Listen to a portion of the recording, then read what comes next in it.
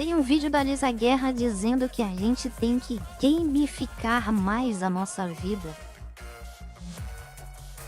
Por incrível que pareça, eu vejo a minha vida muito gamificada. Eu uso muita coisa que eu aprendi em games em vida real. Não sei se é sobre isso que vai ser o vídeo, mas eu fiquei curioso. Talvez você tenha clicado nesse vídeo por estar com dificuldade.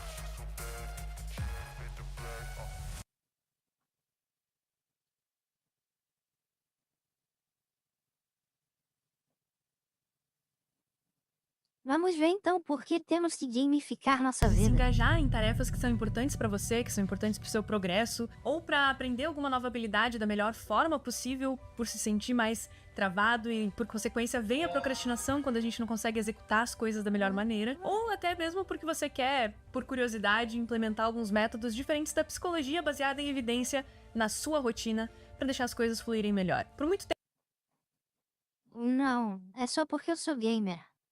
tempo eu tive um problema sério aí de me engajar em tarefas e em compromissos dos quais eram mais rotineiros. Muito tempo eu culpei o TDAH também, que eu já fui diagnosticada, e eu ficava pensando, bom, é por isso, então logo eu não tenho o que fazer. Mas ao longo dos meus estudos de psicologia, eu sou psicóloga, Lisa Guerra, e eu fui aprendendo um pouco. Sabe, se você não tivesse ocupada hoje, eu ia te chamar pra beber um X1 comigo. Pode crer.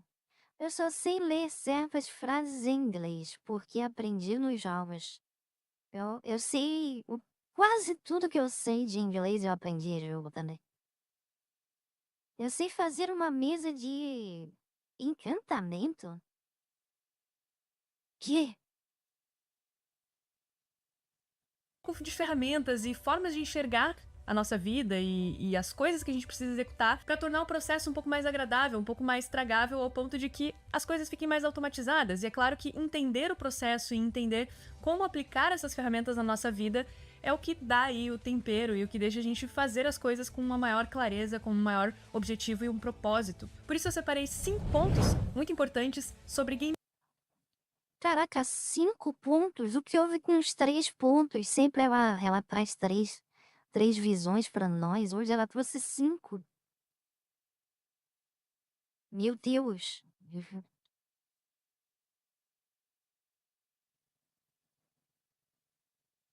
Ah, tu sabe fazer a mesa do Minecraft? Entendi. Gamificar a nossa vida num olhar e num aspecto da psicologia baseada em evidência. Então, utilizar essas ferramentas de uma maneira diferente e adaptada para uma gamificação. Porque afinal a gente não é de ferro, a gente gosta de se divertir durante o processo e deixar as coisas um pouco mais didáticas. Então, é uma livre adaptação das ferramentas que eu fiz de uma maneira a ficar mais próxima de games e linguagem do mundo dos games, como o XP e afins. Muito disso eu também peguei do meu TCC, que eu fiz sobre benefícios cognitivos de jogos digitais na infância. A implementação deles foi uma revisão bibliográfica que ainda não saiu para publicação, mas foi recomendado pela banca, então logo a gente pode divulgar por aqui. E eu espero que vocês aproveitem esses 5 pontos que foram separados ao longo desse vídeo pra gente poder se desenvolver melhor. Para entender os conceitos de neurociência e as ferramentas que a gente vai abordar de forma prática para você usar na sua vida, vamos imaginar que a gente é um personagem de videogame, ou melhor, de RPG. Assim a gente vai poder entender os Aí já ferrou, né? Não gosto muito de RPG, cara. Eu gosto, por incrível que pareça, RPG de mesa, mas o RPG normal são poucos. Alguns eu gosto, mas são poucos. termos, como funciona esse processo de recompensa, ou melhor, as nossas loot box, como o nosso ganho de XP, ou seja, o nosso nível de engajamento nas tarefas, vai ajudar a gente no resultado e nas skills que a gente quer upar, ou melhor, as habilidades que a gente quer desenvolver. Sabe qual outra skill pode te deixar na frente dos outros jogadores? Programação, data science, front-end, back-end, inovação e gestão, e tudo isso e mais você encontra na Alura, a maior plataforma de tecnologia Nossa, ela meteu o AD na minha cara de novo e eu nem percebi como que ela faz isso. do Brasil, transição de isso por um ano, comunidade, só você ainda momentos, e eu se fosse você, Lisa, que tá na tela. Bora! O primeiro ponto importante relacionado à psicologia e de como a gente pode gamificar a nossa vida, eu gosto de chamar de side quest e main quest. O nome já fica mais intuitivo, né? Tá, aqui temos duas coisas, mas são side quest, até onde eu sei, são tipo aquelas missões secundárias na qual você não é obrigado a fazer, mas que vai elevar seu XP, vai elevar suas habilidades e tal. Manipulação pura, tu viu, rapaz? Eu aqui todo atento para as palavras dela e ela mete uma D na minha cara, que coisa. Viemos pra mim. Quê? Iba, viemos pra minha especialidade. Eu não entendi, gato preto. Mas o ponto é que quando a gente olha para comportamento na psicologia, um comportamento sem função, ele tende a parar de ser executado, ele tende a ser extinguido. E isso foi muito útil pra gente quanto ser humano por muito tempo, afinal, você poderia ficar empurrando uma árvore por dias, horas, meses, anos e não ter resultado algum naquele comportamento de derrubar a árvore, logo não faria sentido executá-lo. Então, o ser humano entende que aquele comportamento não traz resultado e o que ele faz? Ele inventa ferramentas e técnicas para daí sim conseguir derrubar aquela árvore. Então, o não retorno após um comportamento faz com que esse comportamento pare de ser executado e redirecionado para outro objetivo, outra coisa que vai te facilitar e te trazer algo em troca. Até porque ficar repetindo a mesma coisa sem alterar nada, adquirindo o mesmo resultado, é a definição de insanidade. Já disse o vilão de Far Cry 3 que eu vou lembrar Vaz Montenegro. Espera aí, minha mão tá suando muito. Beleza, mano, vai lá. É a tua especialidade, entendi.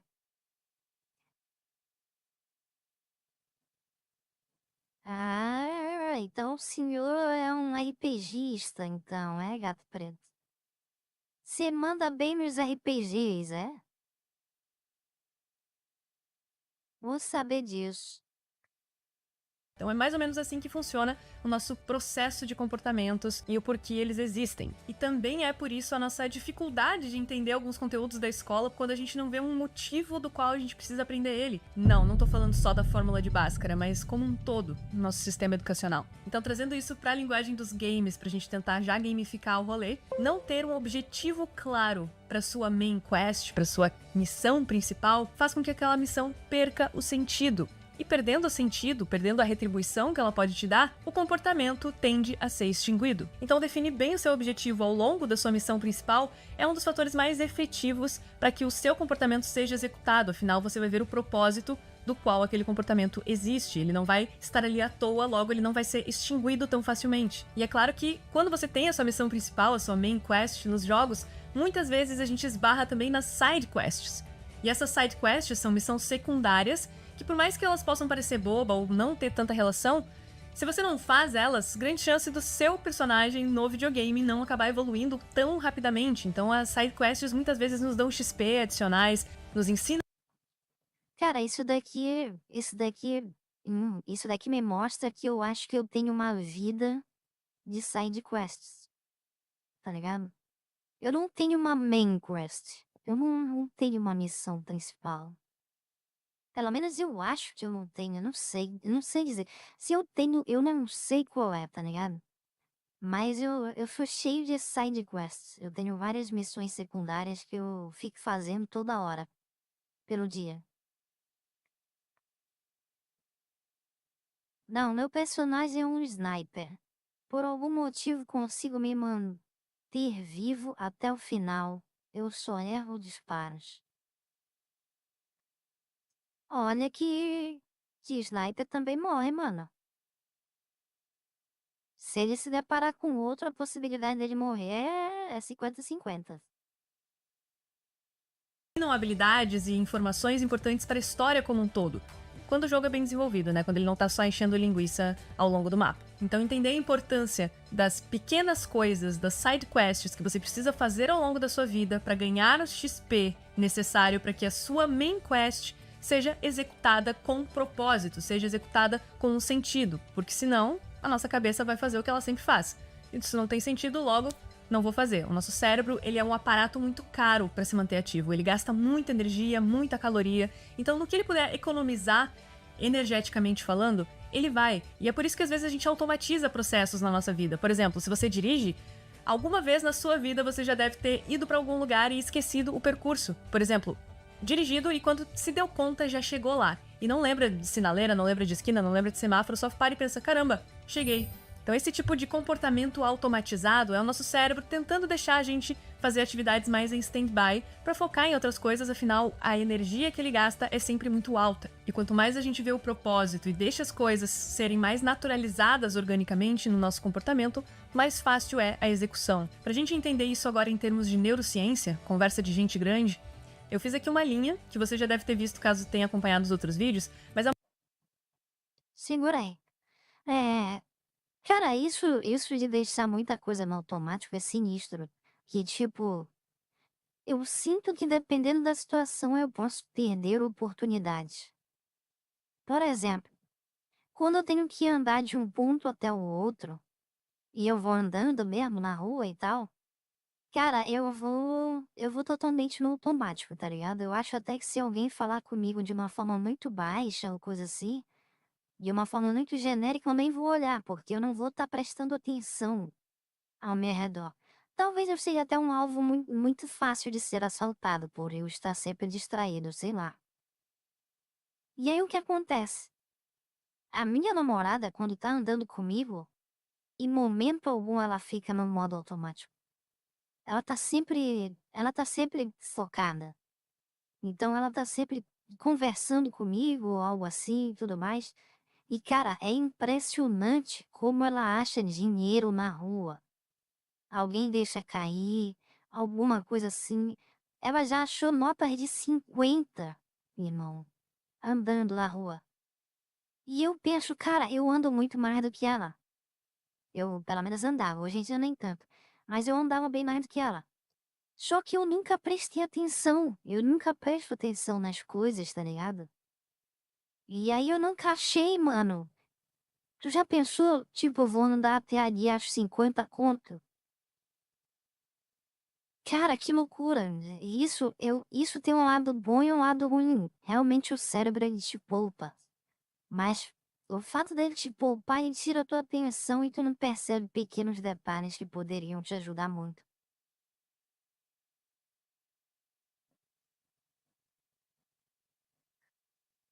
Ela tá sempre no controle. Aí o resultado disso é qual? Quando chega umas 10 horas da noite, ela tá caindo de sono, ela já tá cansada. Eu fico ainda com as minhas insônias da vida.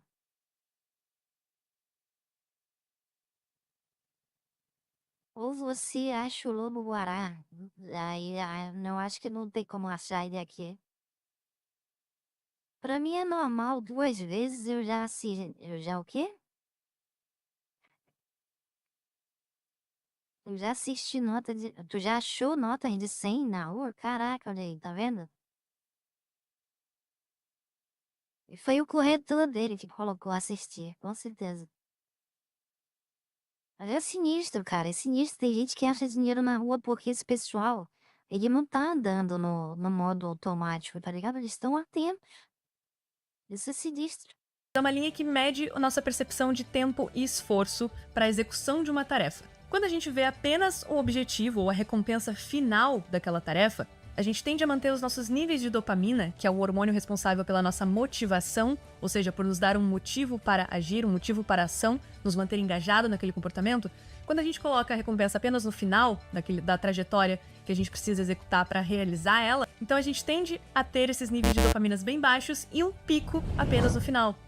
Mas qual é o problema disso? O problema é, como a gente vai garantir que essa linha seja executada para ganhar aquele pico apenas no final e não parar no meio, ou seja, dropar o seu projeto logo de início, afinal ele está com níveis baixos de dopamina. Para fazer isso é lembrar das side quests, é lembrar das pequenas atividades que você precisa fazer ao longo da sua missão, que você precisa fazer para que aquilo seja possível. Botando isso numa visão mais prática, se você quer aprender um novo idioma, colocar o shape, aprender um novo instrumento ou até mesmo conversar com pessoas com maior nível de profundidade, tudo isso são recompensas finais, são resultados, são coisas que você ganha após todo aquele período de tempo e esforço. Mas para se manter ativo, se manter engajado, você precisa das suas side quests e reconhecer a recompensa dessas side quests. Então não basta você apenas reconhecer quando está com o shape ideal. Você precisa ver o quanto que cada treino vai te deixar mais próximo desse objetivo e realmente se sentir valorizado, sentir um nível de recompensação ao longo desses treinos. Assim como você não pode valorizar apenas quando você já estiver fluente nesse novo idioma. Você precisa reconhecer a importância que cada palavra, ou frase, ou sentença vai ter na formação do seu vocabulário como um todo. Então, recompensar também essas partes. Assim como o seu objetivo é essas conversas mais profundas e esse nível de engajamento numa relação maior, você também precisa valorizar os pequenos passos, as pequenas interações que você vai ter com aquelas pessoas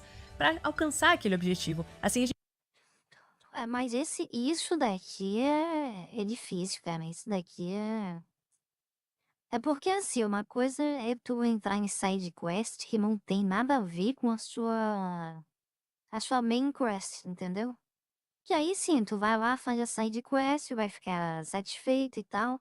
Outra coisa é tu fazer side quest que tem alguma relevância com a missão principal, vamos dizer assim, vai. Tu pegar missões secundárias que tenham relevância com a principal, isso é quase impossível, cara. É quase impossível. E tipo, e se depender das pessoas que estão em tua volta, então aí é que ferrou mesmo. Aí é que não. Nossa, é bem difícil. É bem difícil. Uma das notas dizem que eu estava sentado num banco no meio de uma praça. Aí do nada vi a nota de 100 voando na minha direção. A nota grudou no meu peito. Caraca, a nota foi até tu. Eu já achei 20 em uma praia. Caraca, mano, vocês também acham dinheiro? Que loucura! Só eu que não acho dinheiro. Tu faz exercício pra desestressar?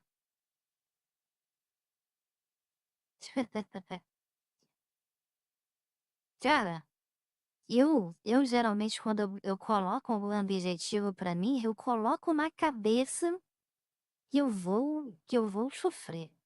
E que eu tenho que gostar de sofrer, tá ligado?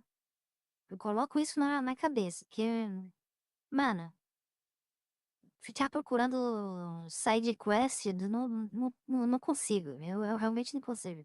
E é mais fácil eu passar a gostar da dor, do sofrimento, me tornar um masoquista, do que achar essas pequenas recompensas, tá ligado? Eu sinto que essas pequenas recompensas só vão me iludir. a gente consegue manter o nosso nível de dopamina alto durante o percurso, evitando com que a gente extingua esse comportamento. Lembre-se, comportamento sem função tende a ser extinguido. Logo, o processo também é importante. Lição desse capítulo: não valorizar apenas a main quest, mas Pois sim é. entender a importância das side quests para você ganhar o seu XP necessário para daí sim alcançar o seu objetivo principal durante a sua jornada. Jogadores de Souls-like são um ótimo exemplo disso. Afinal, você precisa notar e perceber cada erro e Não, não, não, não, não, não, não, não, não, não, não. Jogadores de Souls-like são. Nossa, eu não posso falar isso. Eu já ia falar uma coisa que eu ia ser muito cancelado, tá ligado? Eu ia falar um bagulho aqui. Jogadores de Souls-like são amantes da dor. Eles gostam de apanhar. E eles são pessoas que observam detalhes e detalhes. E isso não são pequenas recompensas para ele, nem um pouco, cara. Isso não passa nem perto de ser uma pequena recompensa pra ele. Eles sabem que eles vão sofrer pra caramba pra matar um bicho de milhares outros que ainda vão ter. Eles vão sofrer o tempo todo, mano. Não, não vem com essa, não. Eles não têm pequenas recompensas, eles só têm dores. Jogadores de Souls-like só sofrem. E trabalham o dia inteiro comigo. Eita!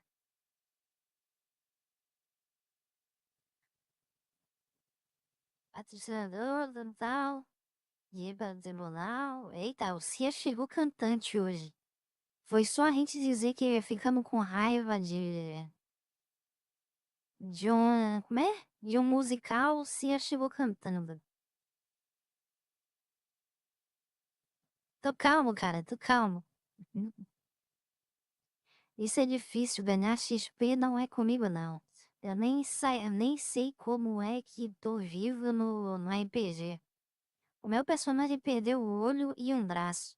E como é que ele atira com o sniper? Não, precisa de um olho, ok. Oh, mas atirar com uma sniper só com o braço é tenso. E se ele perdeu o braço esquerdo e o olho direito? Como é que ele atira? Vai ser difícil. Não quer dizer que o jogo Hollow Knight, que eu gosto de apanhar. Ah, gosta. Se ele gosta sim, na verdade, tu gosta sim, mano.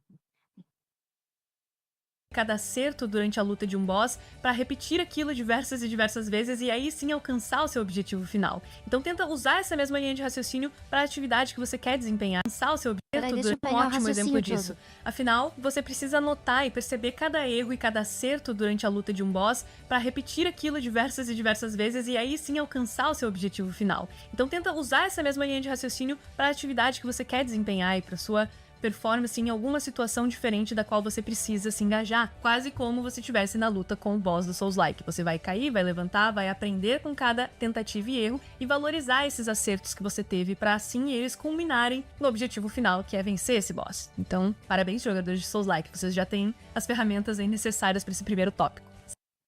Não, não me ilude não. Não me ilude não, não me ilude. Não tem não. Não tem. Segundo ponto, loot box. Quer dizer, Loot box não é um bagulho de sorte, loot box? Eu entendi o que ela falou sobre o lance do Souls-like, mas... Mas, cara, a gente sabe que matar um boss é só um degrau, tá ligado? É só um degrau. Não é algo que deixa a gente feliz necessariamente. Ozzy, qual sua opinião sobre a interferência da OTAN em países que não pertencem à União Europeia? Acho foda, tá ligado? Da hora. Ô meu mano, eu não tenho argumento pra te defender. Duas ou uma, meu nome. Ou você gosta de apanhar ou você é masoquista. Não, Hollow Knight é tenso, cara. Hollow Knight é tenso. Assim, existem jogos mais difíceis, mas é tenso. Hollow Knight também é tenso. Via mesolímbica. O nosso cérebro é plástico, ele se molda a partir das nossas experiências e ele vai criando novas conexões a partir da exposição a elas. Então, quanto mais exposição a essas novas conexões, maior a facilidade que a gente vai ter de fazer o nosso cérebro conectar novamente depois. Então, a terapia de exposição, por exemplo, é justamente gradualmente a gente expor o paciente àquilo que ele teme ou aquilo que ele deseja, para que gradualmente ele tenha o repertório comportamental naturalizado, ou seja, o cérebro dele acabe conectando que aquilo não faz mal ou que aquilo é natural de ser executado, e de degrau em degrau, em algum momento isso vai se automatizar, isso vai entrar como algo intrínseco da pessoa. Então é muito importante essa noção de que o nosso cérebro é moldável às nossas necessidades e ao que a gente expõe ele. Quando a gente fala de sistema de recompensa, que basicamente falando é onde mais age na nossa via mesolímbica. É um nome que você não precisa decorar, mas é interessante você saber se você quiser se aprofundar. Mas basicamente é consenso que nós temos dois tipos de recompensa do qual o nosso cérebro interpreta: a recompensa intrínseca e a extrínseca. E isso é muito importante de combinar com o tópico anterior. Então presta atenção. A nossa recompensa intrínseca é aquilo que já é recompensador por si só. É algo que a gente já gosta simplesmente por gostar. Uma criança pode estar desenhando e a própria atividade de desenhar já é recompensadora para ela, e não o desenho final. Assim, Não, isso daqui vale mais pra quem tem um objetivo em cima de algo que gosta e tal. Isso tá parecendo escola. Tô com dor de cabeça. Mas isso daqui é tipo uma musculação do cérebro. Entendeu? Se tu tá com dor de cabeça, tá funcionando, meu mano. Continue. assim como uma criança que gosta de jogar futebol ou jogar vôlei, o próprio fato de estar jogando já é recompensador. Não necessariamente ele precisa ganhar o campeonato para se sentir realizado, afinal ele está jogando, ele está fazendo algo que gosta. Isso é a recompensa intrínseca. Comportamentos como beber água é uma recompensa intrínseca, caminhar, coisas mais naturais também que a gente tem um certo prazer na execução. Também existem as recompensas extrínsecas, que aí são aquelas que a gente tem externamente, seja Que seria o salário, coisa assim. o seu Quer ver? salário depois de trabalhar, seja Ah, aquelas sabia. horas de jogatina que você promete pra você mesmo que vai poder jogar depois de ter lido tal coisa. Então são comportamentos externos que a gente coloca como uma recompensa para aquela atividade que a gente precisa fazer. Então não é algo interno, é algo que a gente pega no ambiente e gera como estímulo para ficarmos mais motivados, digamos assim. Então entender esses dois tipos de recompensa é muito importante para a gente poder fazer aquela linha lá de recompensar o processo, né? Aquela linha de tempo e esforço, e a nossa side quest ser reconhecida como algo positivo. Mas temos um adendo, a gente precisa ter muito cuidado nisso. Teve uma pesquisa que juntou diversas crianças diferentes, onde elas tinham atividades que eram recompensadoras intrinsecamente para elas. Seja desenhar, brincar com massinha de modelar, coisas que elas realmente gostavam de fazer. E a partir daí foi medido o nível de satisfação delas frente a essas atividades, que já era alto, afinal elas estavam fazendo por gostarem de fazer. Em seguida, elas foram recompensadas extrinsecamente por essas atividades, ou seja, elas ganharam uma recompensa, uma estrelinha. Ih, já sei onde isso vai dar. Isso daqui eu sei o que vai dar. É tipo, se eu ganhasse dinheiro jogando videogame, seria uma parada intrínseca e extrínseca, certo? Ia ser tanto bom pra mim internamente quanto fora, porque eu teria uma recompensa financeira. Mas se por um acaso depois de um tempo, tipo uns 2 anos ganhando dinheiro assim, eu passasse a não ganhar mais dinheiro, só a satisfação de estar jogando não ia mais me agradar. Ela vai para esse caminho, quer ver? O fato de tu perder a recompensa extrínseca vai fazer tu não gostar mais intrinsecamente. Um valor em dinheiro, elas foram recompensadas com algo do ambiente, algo externo a elas, após realizar essas atividades. E foi percebido que o grau de satisfação delas começou a diminuir por essas atividades que antes eram intrinsecamente recompensadoras. E muitas delas acabaram não continuando a desenhar ou a fazer o que elas gostavam se não tivesse essa recompensa externa. Para você ver como algo externo pode moldar o que a gente acaba engajando também. Caraca, ela foi para outro caminho. Ela praticamente disse que se tu pega algo que tu gosta e transforma em trabalho, tu vai deixar de gostar daquilo porque aquilo se tornou um trabalho. Tipo isso. Em alguns casos, né? Não é em todos. Leiliane Mesquita, e aí, tudo bem? Tudo beleza? Na escola podiam ensinar coisas úteis, tipo como não levar golpe do açougueiro te passando carne segundo no lugar da alcatra. Cara, por incrível que pareça, tem algumas pessoas que tentam ajudar as escolas a começar a passar algum ensino sobre educação financeira, mas tem um pessoal aí que não curte muito a ideia.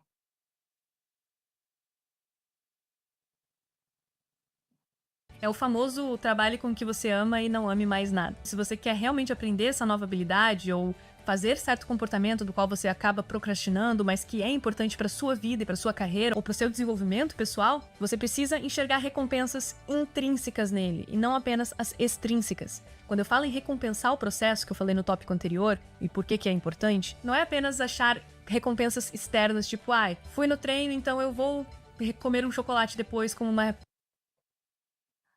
Ou seja, aprenda a gostar da dor. Aprenda a gostar de sofrer. Que aí tu vai se dar bem. Pequena recompensa. Isso são recompensas extrínsecas. A forma de recompensar o processo para sustentar o comportamento vem muito da intrínseca também. Então você precisa dosar. E não botando como vilão a extrínseca, né? Ela também é outro tipo de recompensa, mas ela não pode ser a única. Afinal, a gente pode reduzir o comportamento caso ela não exista mais. Deu pra entender? Então, recapitulando esses dois pontos, porque eles estão completamente interligados. Então, nossa percepção de tempo e esforço tá muito atrelada a como a gente valoriza e reconhece o processo e as pequenas coisas pro objetivo principal.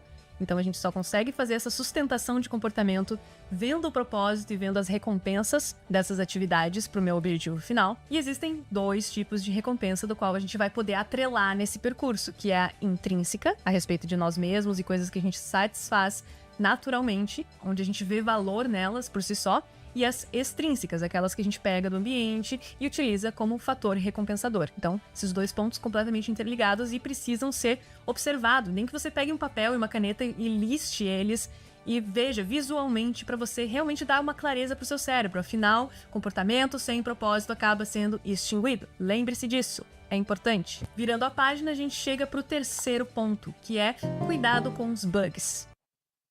Ah, não, tem bugs na vida real também? Que merda, cara.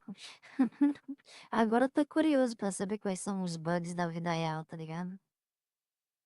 Eu fui incentivado para fazer o dever de casa. Tô indo fazer. Tenha uma boa noite. Que papo furado, gato. Tu quer enganar quem com esse papo furado, gato? Em vez de ser mentiroso. Apareceu o gato no vídeo, verdade. Gato preto, você tem mais que estudar trigonometria que você vai usar muito na tua vida. Confia. É verdade, eu uso trigonometria até hoje. Mesmo sem saber o que é isso. Mas é chato, meu cérebro dói. Ah, cara, o cérebro é que nem um músculo, tá ligado? Se ele tá doendo é porque ele tá crescendo, tá ficando mais inteligente. Confia. Vamos ver o que são os bugs. Bugs podem ser divertidos, podem ser até engraçados de início. A gente pode ficar algum tempo jogando dentro de um bug e aproveitando também aquilo como uma experiência do jogo em si. E não tem problema nenhum quando esse comportamento é executado de uma maneira moderada. O problema é você ficar apenas rodando ao redor desse bug e não focar na sua missão principal e no objetivo do jogo em si. Quando eu falo de bug, eu posso estar falando de comportamentos hiperestimulantes, como redes sociais, pornografia, apostas, inclusive. E por que a gente precisa tomar cuidado com esse... Ô, gente, na moral. Na moral, pessoal. A minha vida é só bug, tá ligado? Só tem bug na minha vida, mano. Na moral. comportamentos muito estimulantes. Porque lembra que a gente estava falando da zona mesolímbica no tópico anterior? Ela é encarregada de cuidar das nossas doses ali de dopamina e de motivação para engajamento de uma tarefa. E essa mesma zona é responsável por cuidar de comportamentos dos quais você sente uma grande gratificação em fazer, ou seja, pornografia, redes sociais, apostas, videogame por si só, diversos comportamentos hipergratificantes, e também é a mesma zona responsável por cuidar de comportamentos não gratificantes, como estudar aquela matéria que você não gosta, ou entregar aquele trabalho no prazo, realizar uma atividade da qual você não quer fazer e logo você acaba procrastinando. O mesmo lugar, os mesmos componentes têm que dar conta de balancear isso. E aí você lembra que seu cérebro quer sempre automatizar tarefas para poupar energia? Quando você torna essa hiperestimulação algo recorrente, o seu cérebro entende que é ali o maior nível de gratificação e logo ele automatiza esse processo e vai sempre clicar lá, entendeu? Ele não vai ir onde não tem essa alta recompensa, esse autoestímulo. Ele vai optar pelo mais barato, pelo mais fácil, pelo mais rápido e pelo processamento mais automático, que é lá no talo. Afinal, o mesmo sistema motivacional precisa dar conta de fazer você fazer suas tarefas e de fazer você assistir pornografia. Como Cara, eu acho que ela podia ter associado isso até a outra coisa sem ser o bug, tá ligado? Eu senti que isso é como GTA, tá ligado? Imagina que é como GTA. Tipo, GTA tu tem uma missão, tu tem um objetivo, tá ligado? Mas em vez de... Esquece um pouquinho essa parte de bugs. Em vez disso, tu também tem um mundo inteiro no GTA pra você ficar explorando.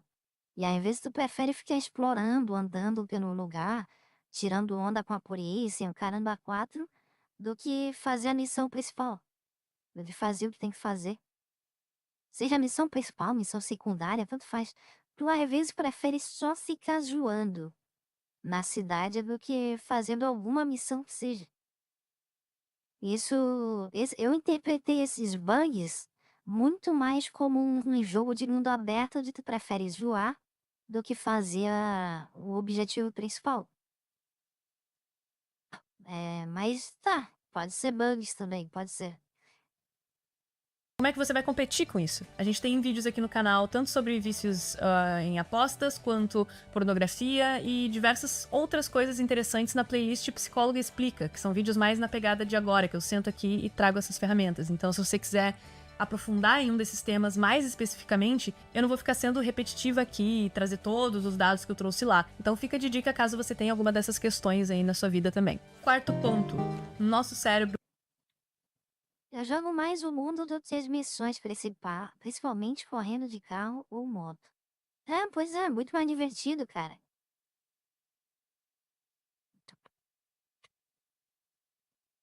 Qual GTA que você mais gosta, Zé? Eu curto o San Andreas e o 4. O 5 achei meio fraco de história. Cara, em questão de história, eu nem posso falar muito sobre o GTA. Eu conheço a história do 3 e mesmo assim conheço muito batido. A história do 4 é braba, eu gosto da história do 4. A história do San Andreas, eu conheci assim por causa de uma música e eu não achei legal a história do San Andreas. Na verdade, eu achei bem simplesona. E a do 5, sei lá, do 5 ela tem uma parada muito gangster, realmente, tem uma parada muito, sei lá, muito treta que dá merda. Tu vai fazer uma coisa e dá merda essa coisa, tem que fazer outra e tal. E é muito cômico. O 5 é muito cômico. Ele tem tendências a ser o mais engraçado de todos. Mas em questão de história, eu acho que o quatro é o melhor. Até porque ele abraça realmente uma vibe mais realista, menos zoeira e tal. Agora, em questão de zoeira mesmo, de ficar brincando e tal, pô, o cinco é da hora pra caralho. O 5 é muito bom, irmão, tá louco? Agora, em questão de lore, eu acho que eu prefiro o 4. O 4 é da hora. Mas é aquilo, eu não sei a história do primeiro, eu não sei a história do segundo, entendeu? Eu não entendi perfeitamente a história do terceiro. Então, assim, eu não posso dizer que é a melhor. Mas a história do 4 é muito boa. E eu vi, inclusive eu tinha uma amiga aí que jogava lá no canal dela. O Dude 2P. Não sei se ele ainda posta alguma coisa no canal dele. Vamos lá. Visual. É visual. Por isso eu falei antes da gente escrever mesmo essas recompensas intrínsecas e extrínsecas das quais a gente vai atrelar no nosso comportamento, as nossas side quests, as nossas main quests, fazer tudo isso visualmente. Nosso cérebro trabalha muito bem com imagens. Um dos responsáveis pelo nosso processamento de informação, senso crítico, tomada de decisão e diversos outros fatores importantes para nossa racionalidade é o que a gente chama de córtex pré-frontal, que fica nesta partezinha aqui. E aí onde a gente tá, Chess? É, é essa merda vermelha aí dentro do cérebro que é nozes, entendeu? Praticamente é isso que é nozes. É esse pontinho vermelho atrás da testa. Aqui. E com essa era de informação o tempo todo, muitas vezes a gente pode acabar carregando o nosso córtex pré-frontal, deixando ele assim, over de tantos estímulos, de tanta informação, de tantas coisas das quais a gente precisa resolver. Então, Opa, vai lá, WD. Bom descanso aí, mano. Boa noite. over de tantos estímulos, de tanta informação, de tantas coisas das quais a gente precisa resolver. Então, como a gente pode fazer para aliviar o córtex pré-frontal? Como a gente pode fazer para fazer quase que uma extensão dele para fora e trazer esses planejamentos, essas datas, essas coisas das quais a gente não pode esquecer e que o processamento delas é feito pelo córtex pré-frontal? Como a gente alivia esse cara? Agenda. Eu vou ser a chata agora, cara. Você é a chata, chata, chata. Mas você precisa ter uma agenda, uma forma de Somos o cérebro e o corpo é nosso robô. colocar Nosso Megazord. a sua rotina, os seus dias, os seus compromissos. Então, resumindo, a utilização de uma agenda é quase como você desse uma extensão do seu córtex pré-frontal, aliviando a barra para ele e fazendo ele ser mais efetivo em outras tarefas. Então, a forma como você vai organizar os seus estudos, ou o que você precisa fazer amanhã de manhã, tudo isso você está deixando acumulado no seu córtex pré-frontal. Mas se você externaliza isso Deixa um like, verdade, deixa um like. em forma de anotação ou de alguma agenda em si, você está dizendo pro seu cérebro, ok, isso aqui você não precisa mais se preocupar e pensar e ocupar espaço com isso, afinal você é caro energeticamente, vamos pensar em outras coisas, vamos usar essa energia que sobrou para investir em outras atividades. como que eu organizo a minha. Talvez seja útil pra você também. Em geral, eu uso o próprio aplicativo do Google Calendar, o Agenda do Google mesmo, porque pra mim é mais fácil, porque eu consigo acessar ela tanto no computador, quanto no celular, no tablet e afins. E ela é gratuita, então isso também não é uma publi nem nada, é só porque é bem de fácil acesso mesmo. Então eu acho que é uma dica legal, porque a gente consegue separar tudo em cor direitinho e tu consegue dar um check, quase como se tu riscasse aquele compromisso que você fez, o que também me deixa com uma sensação de realização e quase como se eu tivesse realmente gamificado aquilo e desbloqueado. Caraca, eu acho que eu vou passar a usar essa merda. Eu tô cansado de colocar o despertador pra me lembrar das coisas e... Ah, mano. Eu acho que eu vou passar a usar essa merda. Desafio. E sim, a sua agenda vai precisar ser soberana, você vai precisar respeitar ela mais do que você respeita a sua própria mãe e não dar calote na sua agenda, afinal ela vai começar a perder importância. Mostre que ela é importante pro seu cérebro e, por favor, dá esse respiro pra ele. Quinto ponto, por último, mas não menos importante, o óbvio vai precisar ser dito, então salve o seu jogo pra não perder o progresso. O que eu quero dizer com isso? Que, inclusive, é um dos meus pontos mais fracos e o que eu tenho mais dificuldade de gerir. É o sono. Muita gente não sabe, mas para além do cansaço físico que a gente sente quando a gente dorme mal ou quando a gente não tem as horas necessárias para um bom sono, a gente fica com o nosso aspecto cognitivo carregado. Porque quando a gente dorme é quando o nosso cérebro limpa as toxinas das quais a gente foi despejando ao longo do dia. E assim ele facilita a aquisição de novas memórias, de novas habilidades, então é um processo quase que regenerativo. Nosso cérebro é como uma cidade. Quando a gente está dormindo, ele continua funcionando, continua existindo e continua gastando energia fazendo essa limpeza dessas toxinas. Então tem um vídeo aqui no canal também sobre por que você tá sempre cansado. Isso a gente fala um pouquinho mais de higiene do sono e afins. É um desafio bem complexo, mas vale a pena, porque depois que a gente regula o nosso sono, depois que a gente dorme aquelas horas necessárias, a gente começa a se questionar, caramba, será que a vida sempre poderia ter sido assim, tão mais fácil? Então eu tenho que estar sempre pisando em ovos também com a minha própria rotina de sono, porque qualquer coisinha eu acabo me desregulando também, eu tenho bastante dificuldade de dormir cedo, mas é um desafio constante, eu diria. Então, sinta-se abraçado se você também tem esse problema com insônia. Mas um passo de cada vez a gente vai encontrando o caminho certo. Espero que todas essas ferramentas e modos de enxergar os seus desafios te ajudem a upar o seu próprio personagem, que é o melhor personagem do mundo, afinal é você mesmo. Então comenta aqui se você vai começar a utilizar a agenda, por exemplo, e coloca na sua própria agenda daqui. Chamou a gente de melhor personagem do mundo. Da hora, da hora. Guisa Guerra, mais uma vez dando uma aula pra nós. I feel like I'm losing my mind. Is everybody in the world blind? Please, Lord, give me a sign, a sign. I wanna be the greatest. Everybody on the fake shit. I look around and feel like everybody is the fakest. I make this every day and I'm impatient, hoping one day I blow up from the basement. Statement, the top is so vacant. I don't hear shit that I think is amazing. Waiting for my day when I'm playing sold out shows for 1,000 faces. Hey, give me that crown, get in my way and to be put down. It ain't your place, all this my town. If I want that shit, then I'll get it right now. I'm losing it, the noose it fits. I'm losing shit, a stupid myth. You choose to live or choose to dip. You choose to fight or lose your grip and lose a gift. I feel like I'm losing my mind. Is everybody in the world blind? Please, Lord, give me a sign, a sign.